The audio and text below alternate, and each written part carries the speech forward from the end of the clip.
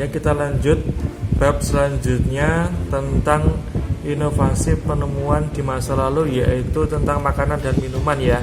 Makanan dan minuman yang tadi saya habis minum, yang sering kita makan sehari-hari, yaitu ikan asin. Ini adalah tampak ikan cod yang diasinkan.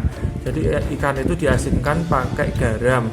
Tujuannya apa kita diasinkan pakai garam? Yaitu untuk menghambat pertumbuhan bakteri. Nah, untuk menghambat pertumbuhan bakteri. Tapi sebelum dimakan, ikan ini harus direndam dulu di dalam air kayak gitu. Tentang ini ya, makanan minuman. Terus ada pasteurisasi. Pasteurisasi ini adalah menemukan anggur. Nah, yaitu dipanaskan suhu 70 derajat Celcius membunuh bakteri yang menyebabkan asam. Sekarang teknik ini dipakai untuk mengawetkan susu. Di zaman dulu itu pasteurisasi, itu anggur dipanaskan 70 derajat, itu bakterinya bisa mati. Itu. Terus ada lagi yang pakai tutup kaleng membuat kedap udara. Jadi makanan itu dulu dikasih kaleng, itu tutup menjadi kedap udara. Jadi itu menjadi lebih awet seperti itu. Nah, kalau sekarang ini seperti ini, kita pakai penutup yang ditekan tong anggur ya. Sekali botol anggur dibuka dari gabusnya, anggur berinteraksi dengan dan cepat menjadi asam. Pada nama penemu Australia Thomas Angove menyelesaikan masalah ini dengan merancang tong anggur kotak karton tebal diisi plastik dalamnya. Plastik dalamnya dikompres dan sisa anggur tetap segar. Ini lumayan ya, penemuan yang lumayan bagus. Kemudian yang relatif baru selanjutnya adalah kulkas Kelvinator. Ini tentang kulkas ya. Ini ada dinding-dinding yang terisolasi. Kemudian ini adalah pompa dan motor listrik. Yang ini kumparan pembuang panas. Ini ditemukan pada 1920 dan membawa perubahan besar dalam hal penyimpanan makanan. Ini lumayan ya, sampai sekarang digunakan. Jadi sejak 1920 orang ini tuh membuat penemuan yang sangat bermanfaat. Terus lah ini yang paling penting buat ibu-ibu nih, fashion atau pakaian zaman dulu, sandalnya gini loh lah. Nih gimana nih, bagus kayak nih, lumayan bagus ya. Zaman dulu ini bagus banget nih, alas sepatu terbuat dari serat tumbuhan lidah buaya. Wah keren, lidah buaya, serat tumbuhnya dianyam menjadi sandal. Keren ya, orang zaman dulu pakai ini udah cantik-cantik semua nih, keren. Sekarang yo beda, zamannya beda tuh ya. Terus payung, nah kayak gini, ini payung di waktu hujan. Ini dibuat tahun 18. Nah, tetapi payung tersebut berat sehingga disempurnakan pada 1848 oleh Samuel Fogg untuk mempertahankan kerangka baja yang lebih ringan. Jadi dia menggunakan kerangka baja ben ringan gitu. Ini sepatu yang kita masih temukan sekarang, yaitu pakai karet ya, sol karet.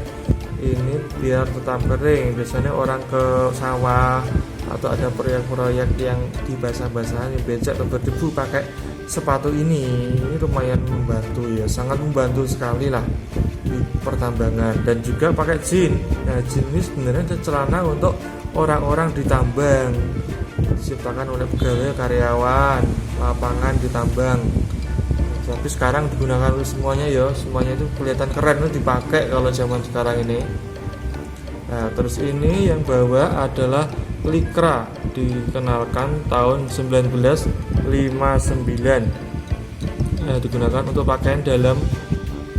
Bahan ketal ini dia untuk berbagai macam pakaian, dan baju renang juga bisa pakai ini ya. Oke, kayak gitu. Terus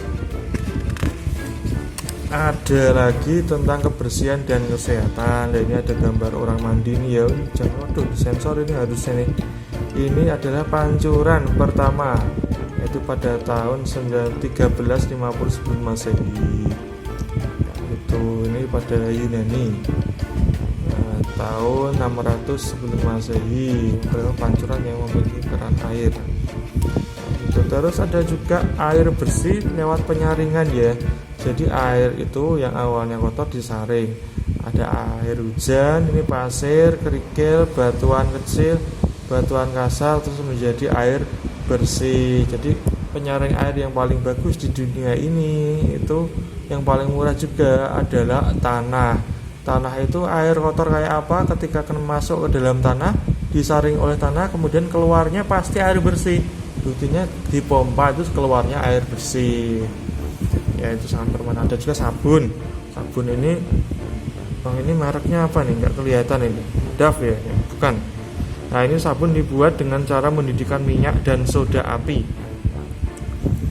Produk kemasan sabun murah pada tahun 1800-an. Nah itu sabun. Sekarang sudah berkembang ya, ada sabun cair, ada sabun organik yang nggak pakai soda api juga ada. Sabun untuk bayi-bayi itu ya nggak pakai soda api. Nah, selanjutnya ada suntikan. Waduh, ngeri ini suntikan, jarumnya kayak gini, dan ini kotor nayang gini gimana? Ini pengisap, dulu nggak pakai plastik ya, ini ada logam, terus ini tabung tempat vaksin disuntikkan. Kalau sekarang pakai ini di birab-birab ya, ini modelnya ada kayak karat-karatnya ya. Terus ada penigum Depo Toilet. Ini adalah menemukan jamur penisilin. Nah, ini adalah membunuh bakteri dan hal ini merupakan perubahan besar dalam pengobatan infeksi. Jadi kalau terinfeksi dipakai ini, bakteri-bakterinya mati. Toilet tadi ya, toilet yang pertama tadi langsung direct. Kalau ini ada nekuk gini, tujuannya kayak pipa cerutu ini biar dia mencegah aliran balik dari air kotor.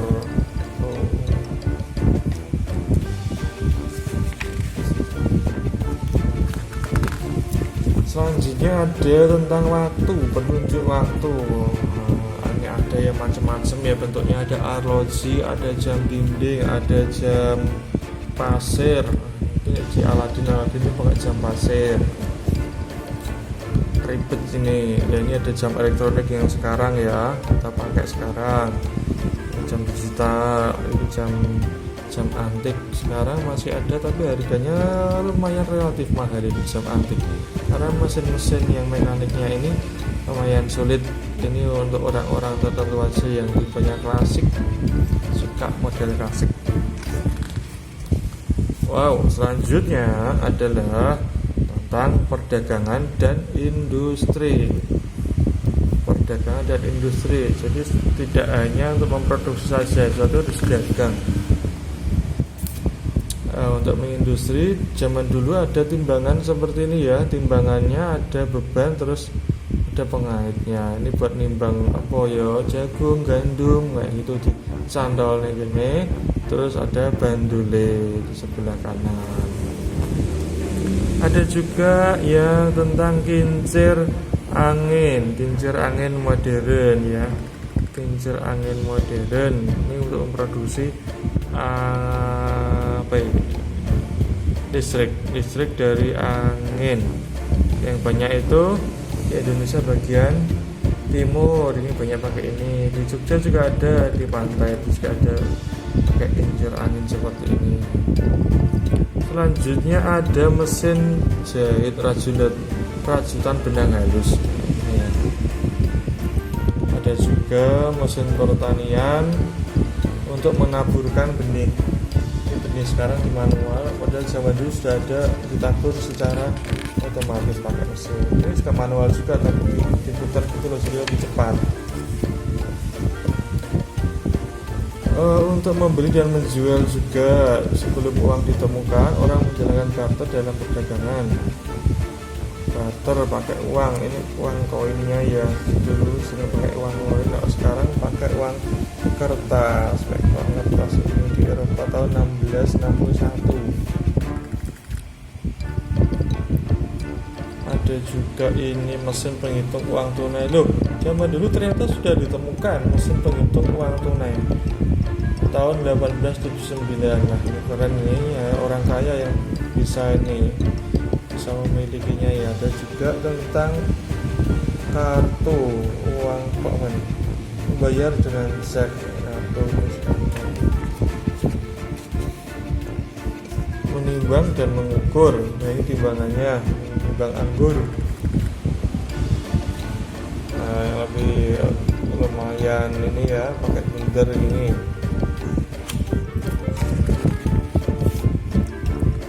Ada juga yang di industri, yaitu energi dan tenaganya menggunakan kincir air. Jadi kincir air yang mengalir di belakang rumah itu dibuatkan kincir, dimana kincirnya berputar karena aliran air. Ini menghasilkan apa? Menghasilkan listrik.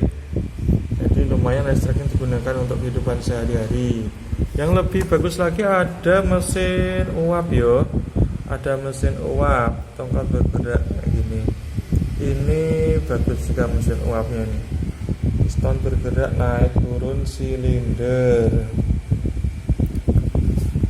Nah yang ini adalah baling-baling pada mesin uap.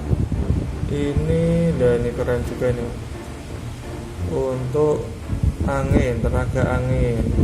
Beratus-ratus tahun yang lalu kincir angin digunakan untuk menggiling jagung. Di dalamnya sini ada kayak jagung itu digiling. Nah, ini penggiling jagung. Ini jagungnya di sini nanti ketemu jadi jagung pipil. Jagung pipil sekarang harganya lumayan anjlok. Anjlok itu turun ya, bukan anjlok dari sini ke bawah. Itu sekarang nggak ada ya. Jarang. Belanda biasanya banyak yang seperti ini.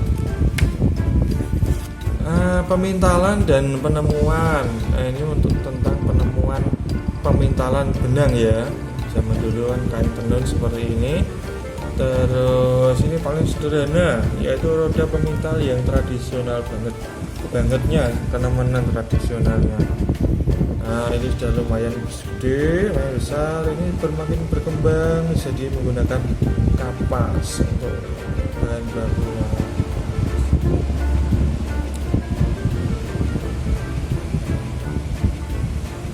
Nah, ini pembuatan benang terbuat dari nilon yang cair menggunakan gulungan benang nilon. Jadinya kayak gini.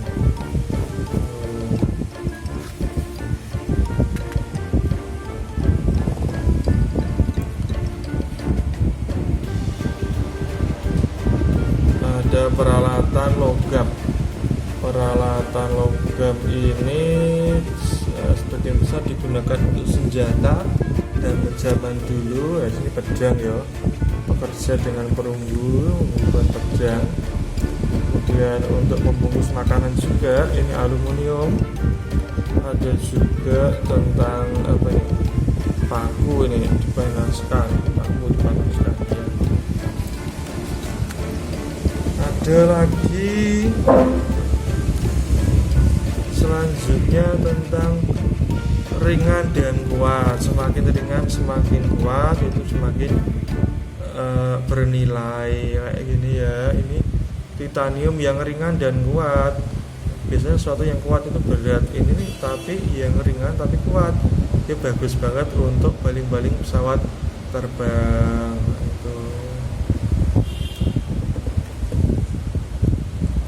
Ada juga sendok yang terbuat dari baja tahan karat.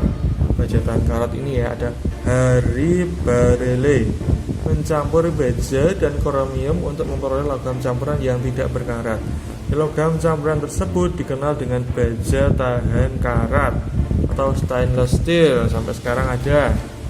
Nah ini cara membuat bajanya. Pada tahun 1856 Henry Bessemer merancang sebuah alat untuk mengubah besi menjadi baja dalam skala besar. Keren, besi membakar kelebihan karbon. Tuh.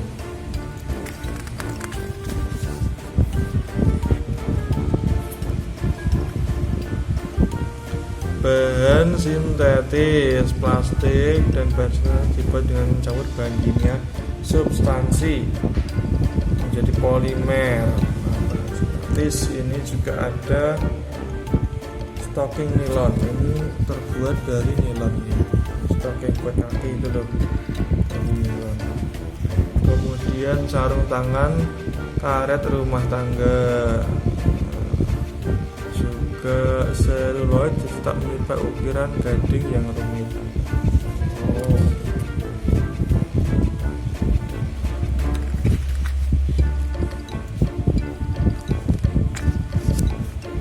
Kemudian semakin berkembang semakin berproduksi massal. Artinya produksi massal itu peminatnya semakin banyak, dan untuk memenuhi kebutuhan banyak orang itu harus diproduksi secara massal. Nah, ini adalah salah satu mobil Ford Model T ya, zaman dulu banget, ini sudah tahun 1865.